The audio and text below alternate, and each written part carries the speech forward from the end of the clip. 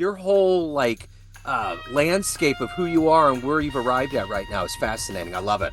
Yeah, it's a little here, there, and everywhere, you know. That's kind of the thing. But yeah, Yeah. I started out in the Northeast, you know, not even more north than Philly. There we're talking about Philadelphia, but I'm gonna move you so I look more like them. There we go. So I grew up in Maine in the middle of nowhere, and funny enough, I grew up where it just happened to be, you know, my dad was a doctor in a small town, you know, and we logging was like one of the big things, that and growing potatoes. Yeah. I'm old enough now that we used to get 2 weeks off for potato harvest where I grew up. Wow. Yeah. Wild. So That's yeah. amazing. Yeah. Well, So man, I'm looking forward to really kind of peeling back more of these layers. So it's great to okay. meet you. And I want to begin our journey with living through this pandemic. Four and a Okay. half years ago or so, there were so many things that changed about our lives. So Sure. ultimately, how did you make it through that time period? And how much of living through that has influenced the way that you work and do life now? That's a great question because the pandemic, especially for a lot of creatives, I feel like was very challenging. Some creatives really thrived in it. Like that's I think when Jacob Collier, if you don't know who that is, he's a jazz musician who's Oh, just yeah. outstanding. He really he happened to come up and be on YouTube at that time. It was really good for him. But for those of us, I know we're talking about the book, but I was in the acting world for a very long time. Yeah. Did a lot of commercials, was on a soap opera for a good 60 episodes, got to play a bad guy. So I've had mild success there in a good way. Coming from a small town, did pretty good, you know. I'm not Tom Cruise, but not everybody can be, you know. Yeah. But when COVID hit, yeah, it was like you literally couldn't do anything. So you know, it just kind of took the little bit of wind that I had in my sail and took it right out. And it's like, well, I guess I got to make my own wind a little bit. So always like I think a lot of creatives, you know, you always have ideas spinning in your head a little bit about like, oh, that'd be a cool story or that would. And I have this talk with some of my friends where, you know, I'm like, well, don't you have like 6 ideas for a movie like every day? And they're like, no. I'm like, what? What do you mean? Like I have at least a dozen every day. I'm like, oh, that'd be a good movie. Oh, that'd be a good this. So, and Stephen King writes about how he doesn't write down his ideas. He says that the good ones won't leave him alone. Oh, So, I like that. yeah, it's a really good kind of way to think about it because, you know, like I said, you get a million ideas. You're like, you have notebooks full or whatever. But I found that to be true with this story. There is one that was it's been swimming in my head for a while.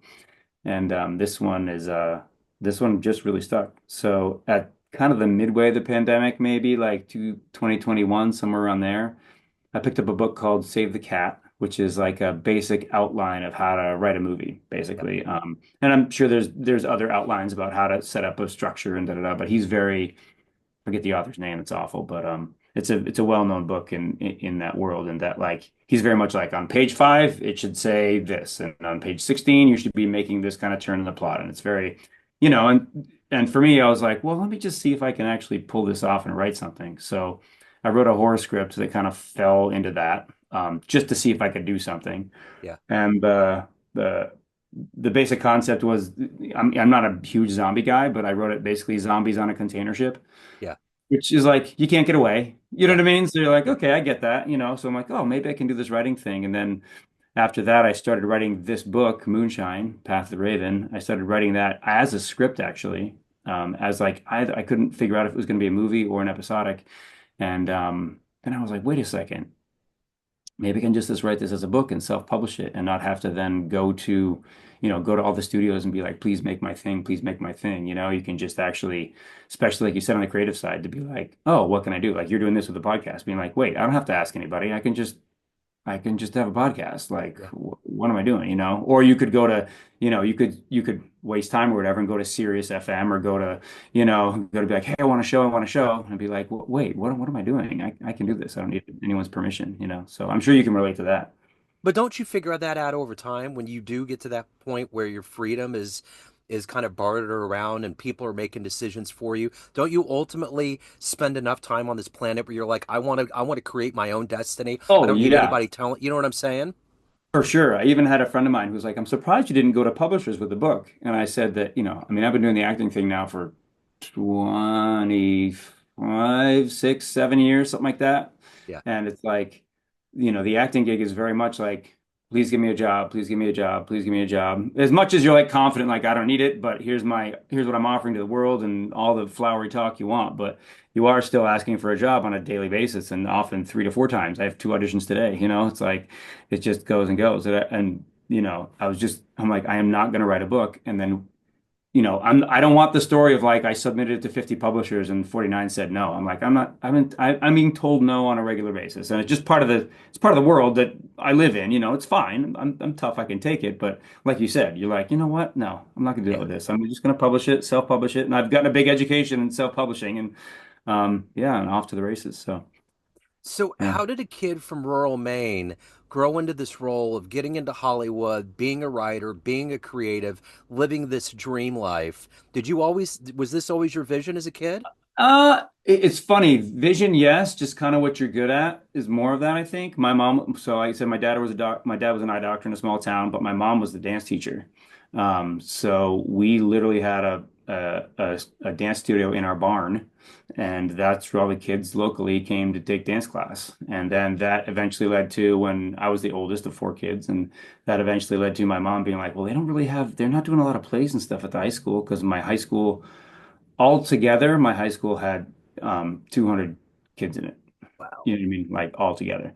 Yeah. Um, the big joke is there were 49 kids in my graduating class and 47 graduated. That's the that's the kind of the running joke. I don't know if that's true or not, but I have to go back and look, but that's the kind of the joke. But so that just lent itself to like, I mean, since I was, tiny, I was on stage dancing and the rest of it. So just never really had that stage fright and was never afraid to get up in front of people. So that just lent itself to studying music and theater in college. And then after college, I had a pretty good tour. I came here to LA for a little bit, then ended up in DC and did a show there. Then went to Vegas and opened up the Venetian. I was a gondolier at the Venetian, like rowing the boats and singing songs, and did that for a couple of years. Then took a little break in my 20s and had a little adventure. Ended up in Indonesia at a scuba diving resort just because I made a friend and they were like, "Come out, it'll be fun." I'm like, "Okay." Then went back to Vegas and did another show there, and then through that show, met. I'll make the long story very short, but my wife was in the audience of one of the shows, and I Yeah. ended up flirting with her, and one thing led to another. And at the time, in Vegas, unless you're Celine Dion or someone, you can only kind of go so high. And I was either contemplating a move to New York or to LA at the time, and she lived here in LA, so I'm like, all right, well, she's cute. Let's go this way instead.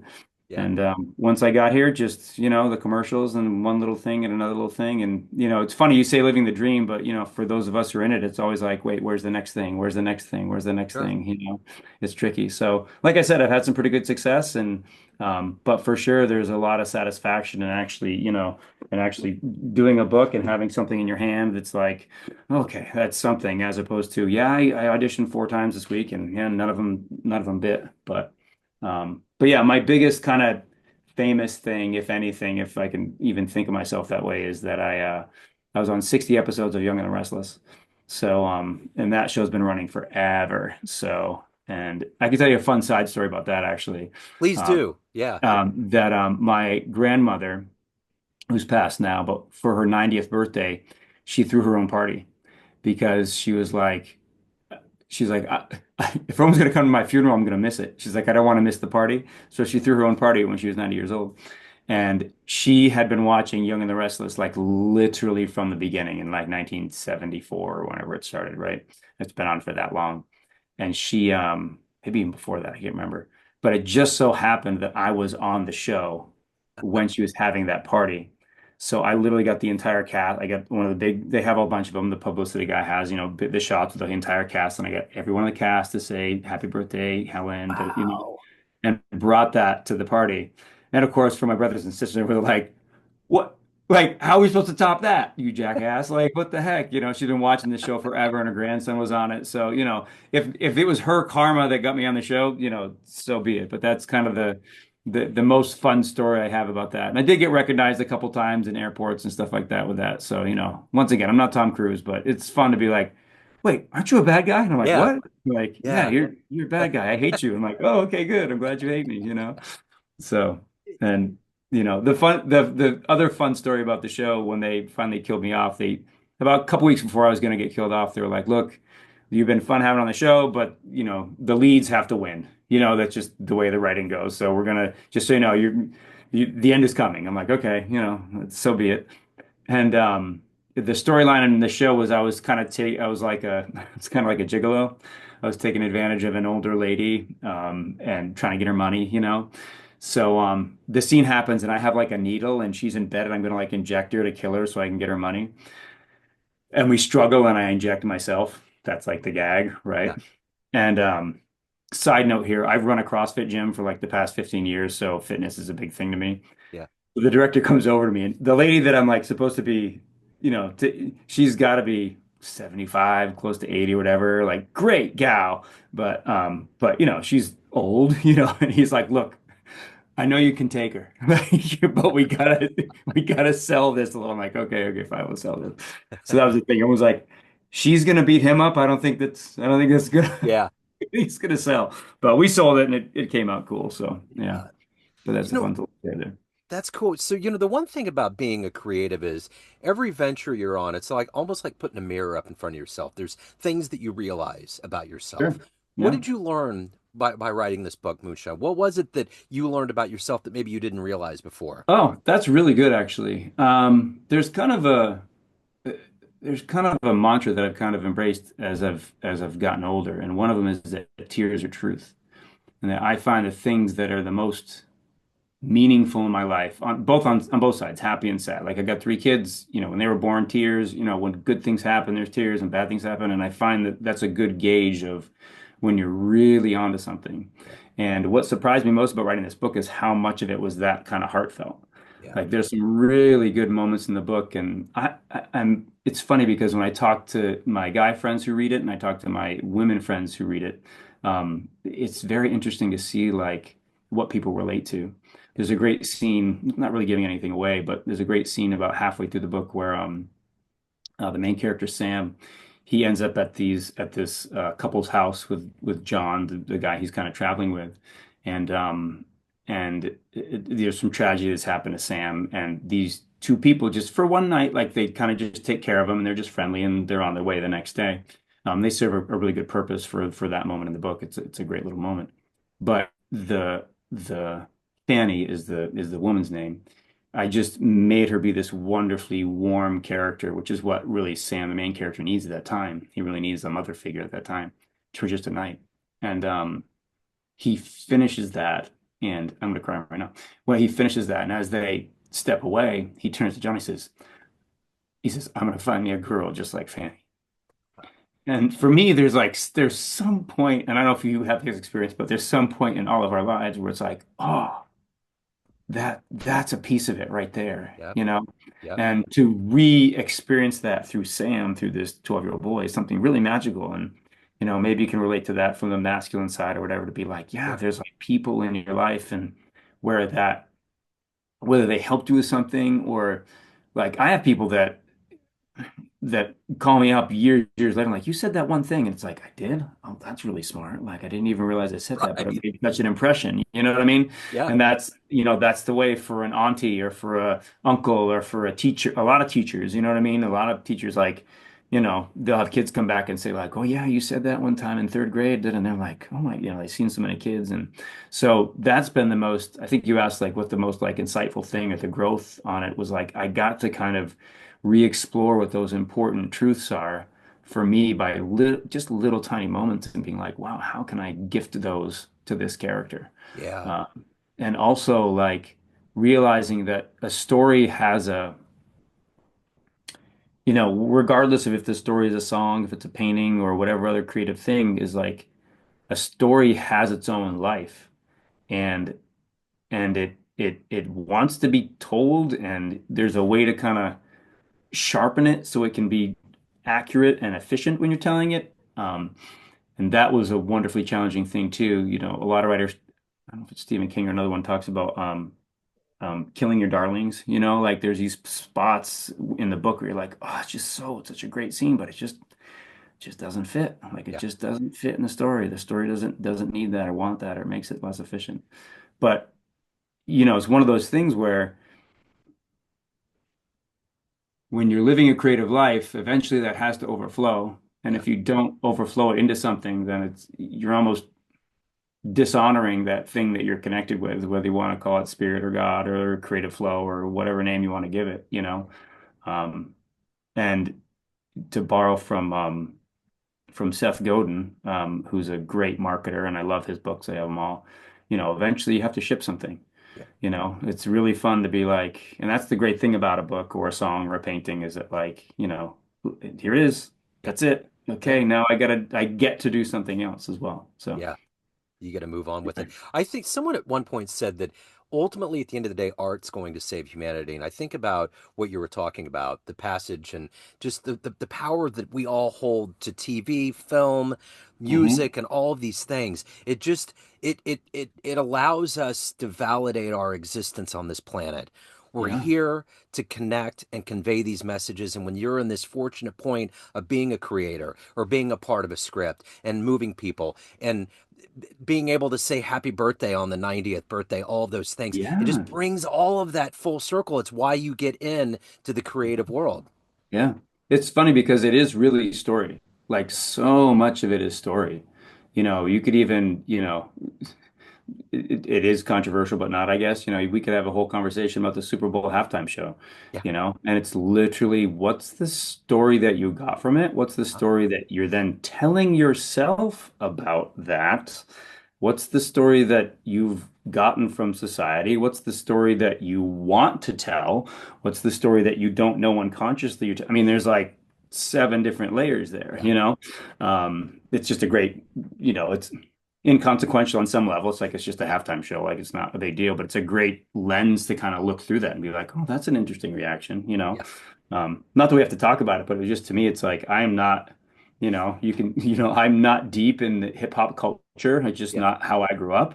Yeah. But I could tell that he was trying to say something, you Uh-huh. know. Maybe I didn't get all the references and all the things that were in there, but I was like, this isn't this isn't just a fun, let's watch the spectacle. Like Right. he's trying to say something here, you know what I mean? And we could have conversations about whether we agree or disagree and da da da, but it's like, no, there's something he's trying to do something deeper than just have a halftime show. He's trying to do something deeper, which I appreciate it. I'm like, as an artist, I think that's, you know, if you can, we all need fluff and we all just need to watch something and just let our day go. But it's really something if underneath that you can be like, wait a second, there's some really cool stuff that someone's thought about that they've put some time into. And, you know, Absolutely. that's what good TV shows do, even kids shows, you know, they Yeah. do that. They layer stuff on. So, yeah.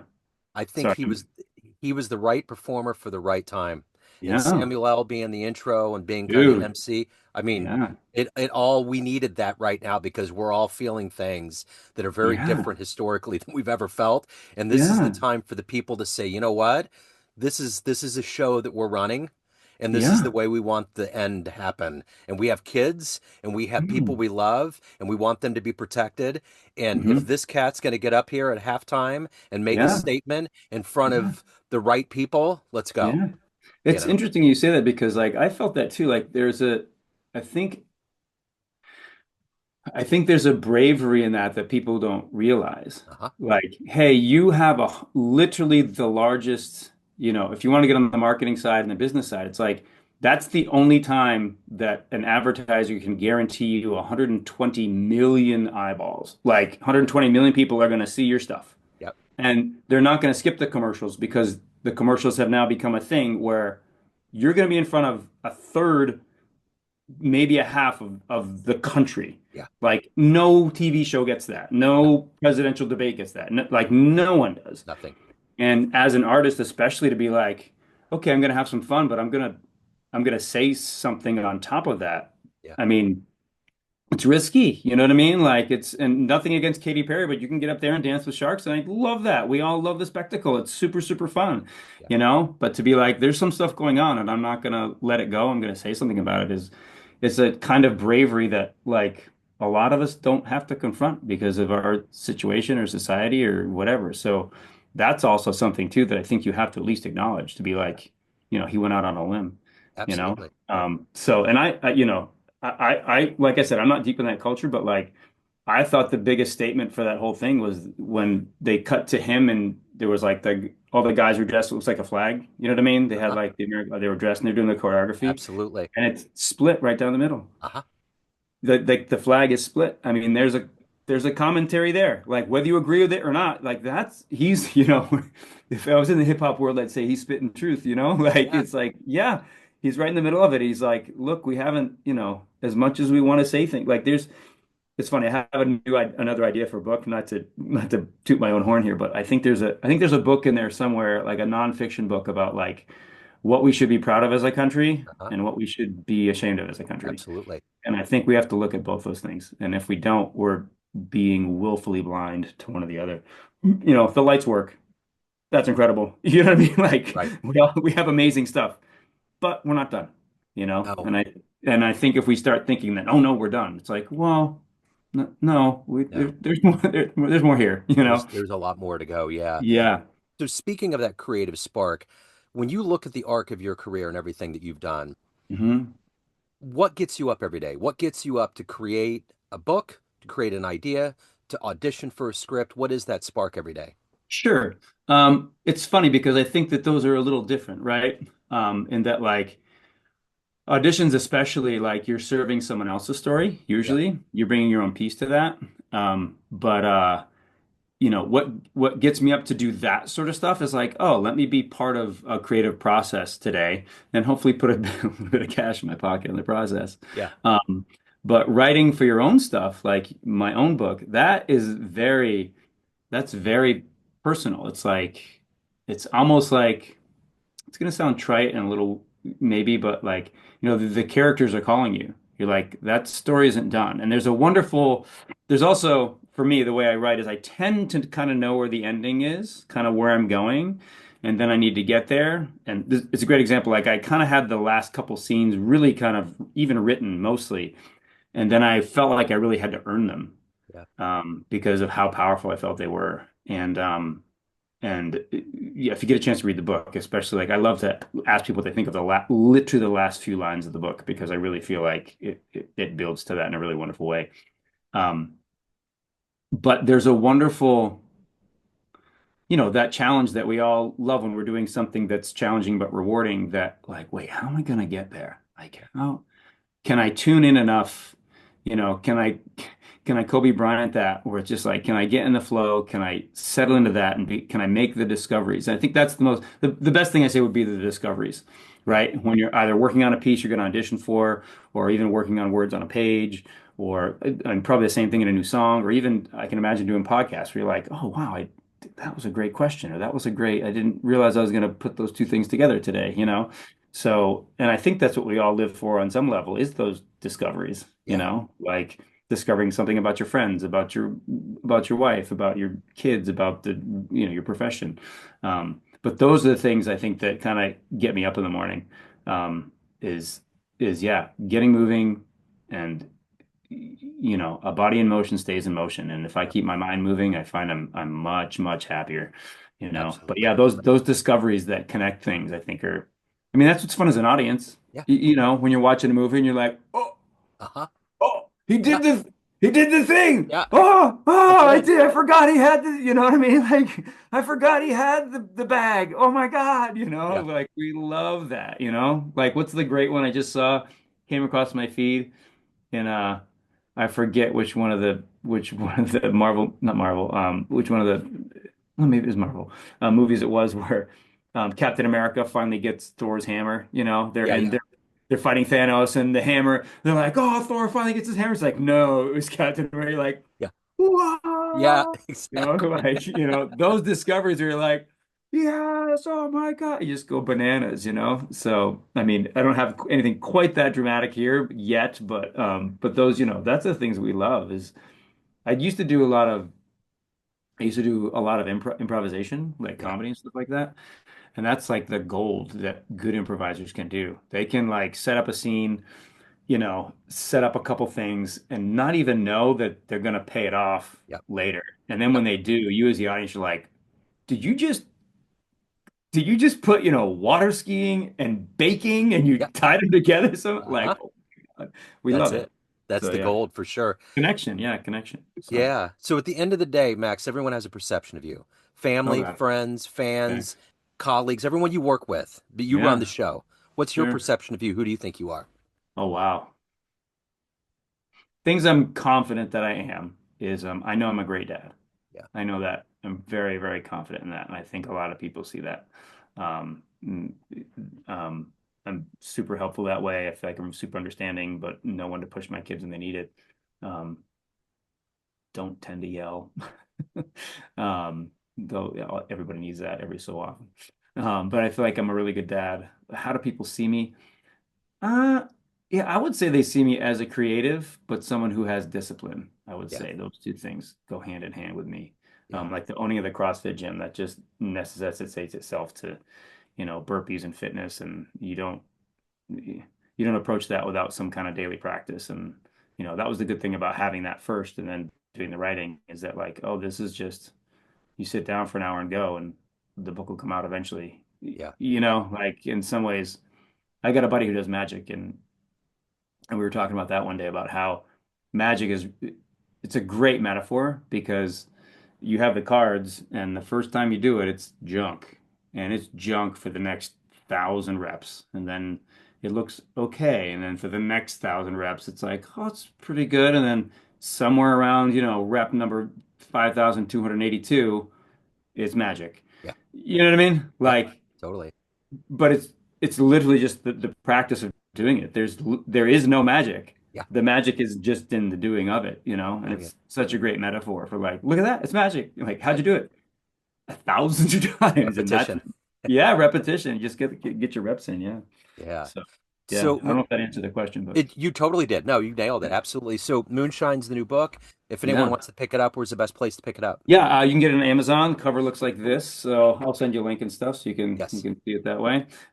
Moonshine, Path of the Raven is the subtitle. This is the first in probably a series of four, I think. Okay. But yeah, it's on Amazon now. If you want to go to Barnes and Noble and grab it, you can do it that way. You can also ask your local bookstore. I have it posted on like local independent bookstores. There's a website they can pull it from. If you do grab it on Amazon leave me a review. I'm finding out that reviews are very important that way. So I'm happy to have it and happy to get feedback and reach out. And you can find me on all the socials at Read Moonshine. Okay. So if you want to reach out and say, hey, I love this part or hated this part or all that, I'm sure you love that too when you get feedback from people Yeah. to be like, Absolutely. oh, I love this piece and da da da. So Yeah, for yeah, sure. Max, so so great to meet you, man. Thank you so much great. for your story. Thank Yeah, you for thanks for opening making up your time. I heart. really appreciate you reaching out. It's really great to be here with you and great questions and thanks a lot, man. Appreciate it. Yeah, thank you. And